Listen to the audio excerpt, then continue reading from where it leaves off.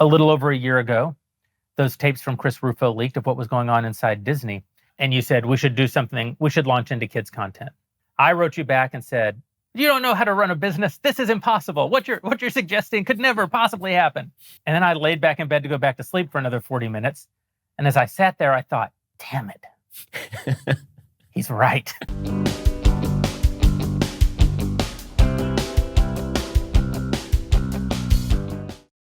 Welcome to my channel, Outspoken Samantha. If you are new here, welcome. I would love it if you would hit that subscribe button. And if you're returning, welcome back. I truly do appreciate your continued support on my channel, and I hope that you are subscribed as well. So I'm sure that it doesn't need to be said, but we know that Disney has had a really rough time over the last few years, and arguably, they brought it on themselves. And it's been hard to watch. Honestly, I have been a huge fan of Disney my entire life. I love Disneyland. And my husband and I, we took our kids to Disneyland in 2019. And I'm honestly glad that we did at that time, that we had a chance to have that experience with them before Disney just completely went down the pooper.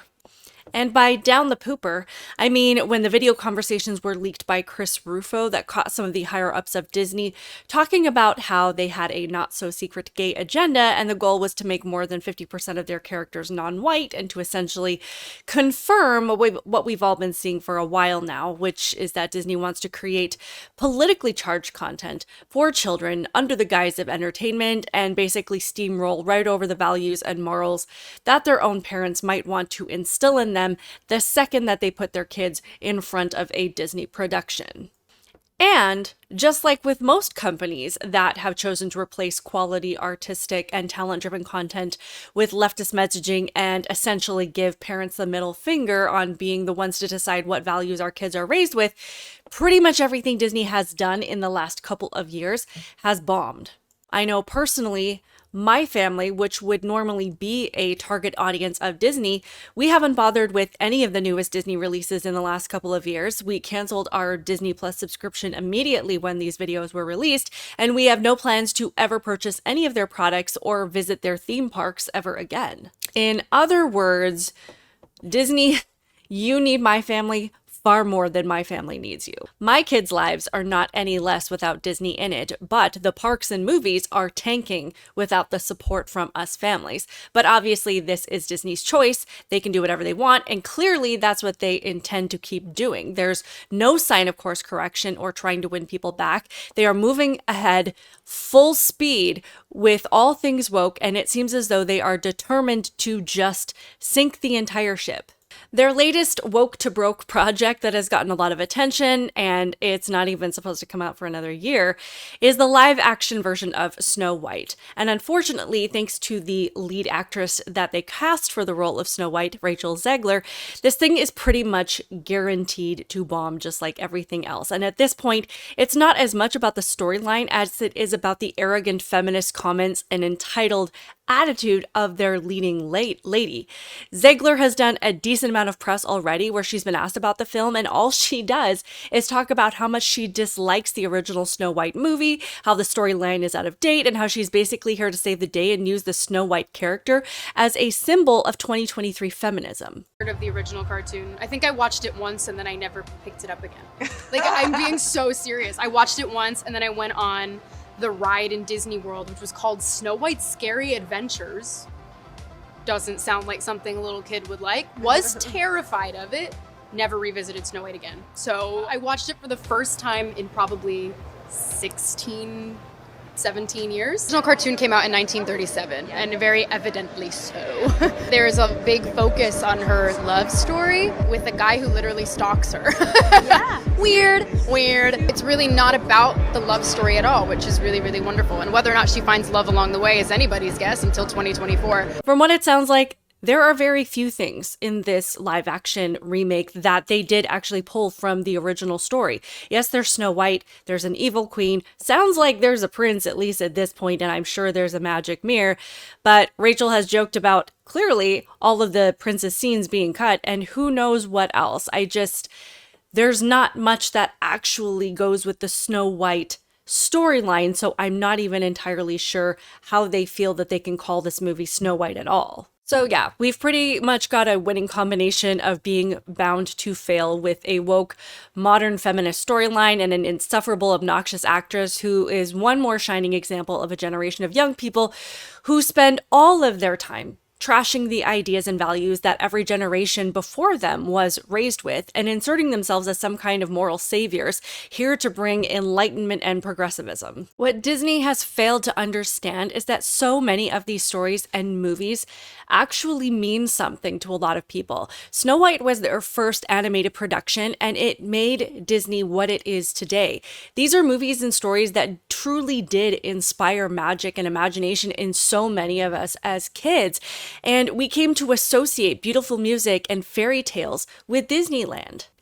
Instead, they take the titles of these movies that they know are so beloved to so many people, and they say we're going to create a live action version of it, but because it has the same title, people automatically assume that they're going to get some semblance of the story that they love, only to find out that it's been completely abandoned. And woke Disney is taking the opportunity as you sit there with your kid in the audience to blindside you with intersectionality and diversity, equity, inclusion, and feminism. And as a result, people just aren't even willing to take the chance anymore. However, then the challenge becomes for us parents, who can we support? What companies can we trust our kids with and with their imaginations and the fact that they are so truly vulnerable to everything around them and they absorb everything? Because so much of the entertainment business in general has gone woke, and their characters are talking about pronouns and infusing gender ideology themes and concepts, and they're distorting history and facts and reality. And that is why I am so grateful to organizations like the Daily Wire that has decided to take on this mountain of a project and start giving parents options. So it was about a year ago that the Daily Wire in general announced that they'd be investing $100 million over the next 3 years into producing kids entertainment. And while I know, that got me really excited, I for one was like, what the heck is that going to look like? And since then, they did launch a kids app. I believe it was just called Daily Wire Kids. And they started off essentially on this app with 5 different kids programs that were kind of their foundational starting point. And so far, those programs have been very successful. We've launched with 4 original shows and a 5th that is original. We didn't create it, but we're working with the creator, and now we have it exclusively. So really 5 shows that are unique Bentkey offerings. Those best represent our vision for Bentkey. Those are Kid Fit Go, Kid Explorer, Chip Chilla, Wonderful Day with Mabel McClay, and Gus Plus Us. And I can say that I'm incredibly proud of those 5 shows. I think it's an amazing start. But we wanted to make sure that our offering was robust. We wanted to make sure that parents got value for the money that they're going to spend. So we also went around the world and curated existing content that we didn't think betrayed the values of our audience. It may not be that every piece of that content perfectly encapsulates our values, or that it perfectly represents our long-term vision for the company, but it's highly entertaining, high quality, and safe content. We've vetted every single episode. Some of the shows that we would license from around the world, maybe there were 3 episodes that we didn't agree with. So we just threw those episodes out. They're not on the platform. So I thought that was really exciting. We're just giving parents options. But of course, the challenge is that many of us associate the Daily Wire with politics and with conservative commentators like Ben Shapiro, Candace Owens, and Matt Walsh, and all of these figures that might not necessarily appeal to everyone.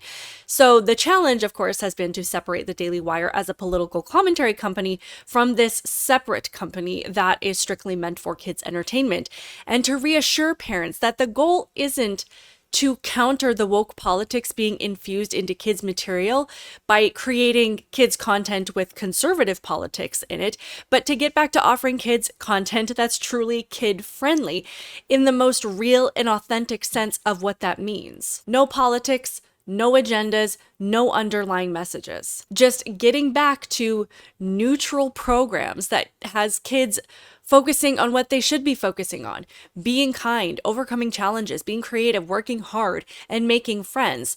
So they launched this company called Bentkey as an option for kids entertainment, and that is what they are calling the company that will be producing that material. And to give us options so that we don't have to constantly be supporting productions that are heavily influenced by the political left, and give us something we can trust that we can sit our kids down to watch and not worry about what is being taught. And if launching a kids entertainment streaming service, which is what Bentkey is, wasn't a big enough leap to take, Bentkey is also releasing their first live action production, which just happens to be Snow White and the Evil Queen, also to be released in 2024. Snow White will be played by Brett Cooper, who is an experienced actress, and she also hosts the Comments Section, which is a show produced by the Daily Wire. And she just happens to be perfect for this role. So let's watch the teaser trailer on that. Once upon a time, in time a prince would come. Once upon a time, but now that time is gone.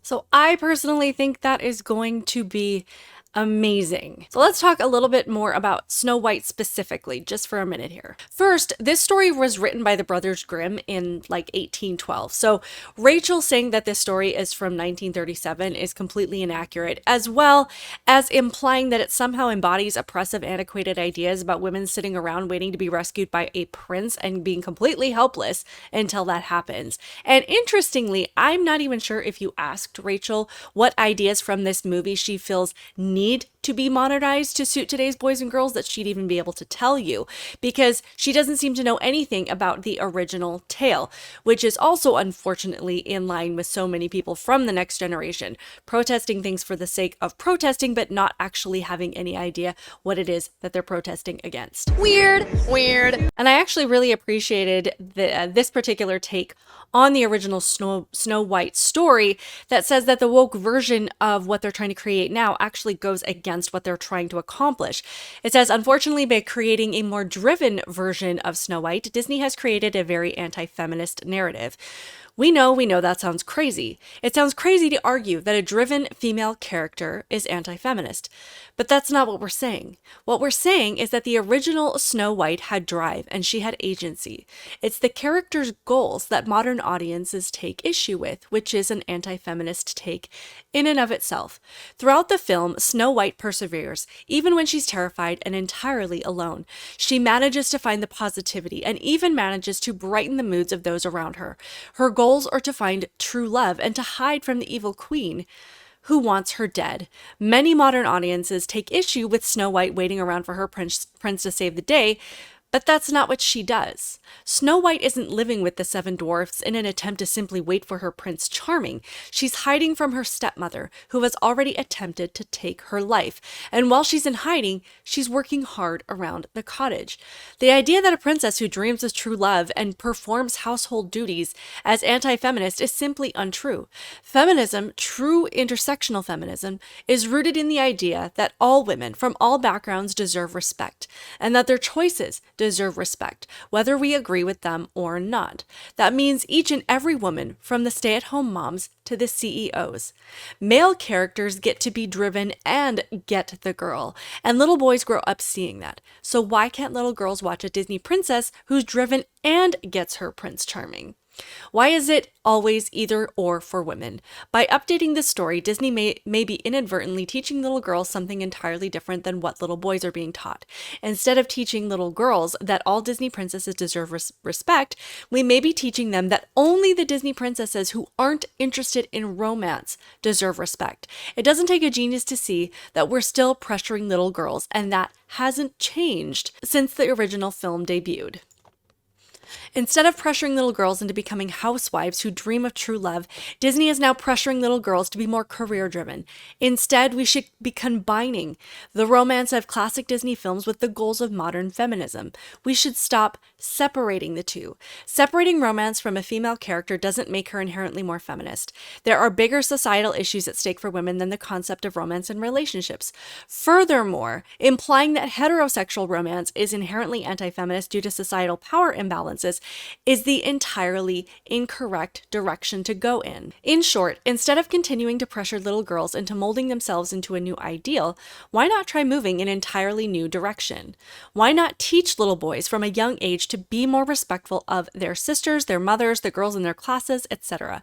A truly feminist future can't be achieved if we only teach little girls what they've always been taught, that they must grow up faster than their male peers. Not only that, but Disney shouldn't perpetuate the idea that only some women's ambitions are worthy of respect. Whether career-oriented, family-oriented, or a unique mix of both, society needs women of all mindsets to properly function. That means no one person's ambitions are any more or less important than others, and it's unfair to teach little girls otherwise. I mean, mic drop, right? Ultimately, while I don't want to see any kind of political messaging in any of the material that my kids watch, I also understand that they're going to get some kind of messaging from it. The themes from the original movie are, like this writer said, being kind, overcoming challenges, and working hard despite the things that you are going through. This movie was never about a woman sitting around doing nothing while waiting for a man to rescue her. Snow White was already very much a leader in her role. She was scared and she was frightened of someone who was trying to harm her, but instead of sitting around and crying about it, she made the best of her circumstances. She even whipped this entire household of guys into shape and made the world around her better, nicer to live in, and more positive. But as we all know, that a hallmark of leftist ideology is that you are always a victim, that you cannot overcome your challenges, and that you are powerless when things get harder. And the answer is to cry about it, feel sorry for yourself, demand special treatment, and find someone to blame and then destroy them. So it's no wonder that they have a hard time creating good original content. And honestly, I am excited about this new movie, and it's amazing to feel excited about a kids movie that is coming out because, and I'm sure that you guys can relate to this, every time a new kids movie comes out, I get really anxious about it. I'm like, okay, I need to watch it. I need to gauge what the messages are, and I need to determine if it's something that my kids are going to be able to watch. And it's interesting because, you know, I remember as a kid, my parents, all they really had to do was look out for bad language and inappropriate scenes. But now we literally have to scan every movie frame by frame for underlying messaging. We have to think about the dialogue and what the direction is of the conversations and what direction they're trying to push our kids in. And we have to go through everything with a fine-tooth comb. And if we find out that there is something that is clearly politically motivated in it, as most of these movies are these days, then comes the challenge of having a conversation with our kids about why we're choosing not to watch certain movies. And even though their friends are probably going to see it, which of course is something that Disney and Pixar and all of these kids entertainment companies count on, because they know that even if they don't watch it at home, that if their friends are going to be watching it, that our kids are going to be exposed to it anyway. But all that being said, it is nice to know of a movie that is coming out that I don't have to worry about, that I can just watch with my family, and that we can honestly just relax and enjoy. And of course, leftists are probably going to be mad. They're probably going to say that Daily Wire programming is going to create cartoons where they teach kids to hate gay people and to burn pride flags and to deny climate change, because it's completely unfathomable to them to create content without an agenda. They've completely abandoned the idea that it's okay to just let kids be kids and to let families dictate the values and morals and principles that we want to raise our kids with. To them, everything is political, and the only possible reason that someone would want to create content that isn't woke is because they want to create something that's right-wing, MAGA Republican, anti-LGBTQ propaganda. And the answer is no. We just want to watch movies like we used to and just to watch shows like we used to. That's it. You guys should try it. And maybe if you just relaxed and just had entertainment for the sake of being entertained, you wouldn't be so angry all the time. What I think will be interesting is that because these two movies are coming out in the same year, it really is going to be a battle of ideologies. If the left and Disney truly believe that the majority of people are on board with a feminist Snow White who has no use for a man in her life and are truly on board with the politicization of kids' stories in general, then honestly, they have nothing to worry about. And the best thing that they can do is to pretend that the Bentkey Snow White isn't even happening. However, if people end up flooding to the Bentkey production of Snow White and the Evil Queen, it's going to send a resounding message.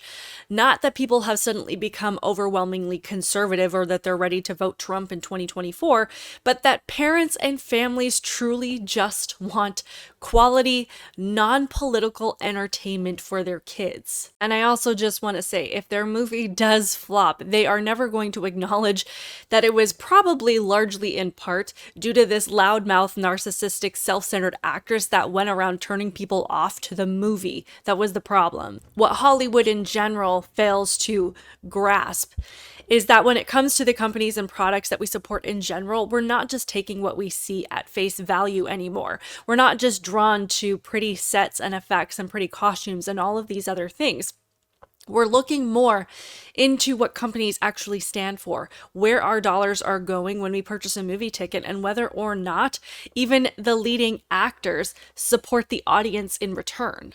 I know that any movie I watch these days, I'm looking into the company, I'm looking into the actors and actresses, and I'm deciding if these are people that I really want to support with my dollars, if these are people that I really want to get behind. I'm going on their social media, I'm checking their Twitter accounts, I'm checking their Instagram accounts, because to me, it not only matters the messaging that is in the movie, it matters to me what kind of person this is. And if we are so drastically different on the things that we both stand for, then I'm going to take my dollars and I am going to vote with my money, because it's not only just about what content is in the movie and what messaging is in the movie. It's, if I spend money on this movie, am I going to be supporting a company or a person that wants to stomp all over my rights as a parent?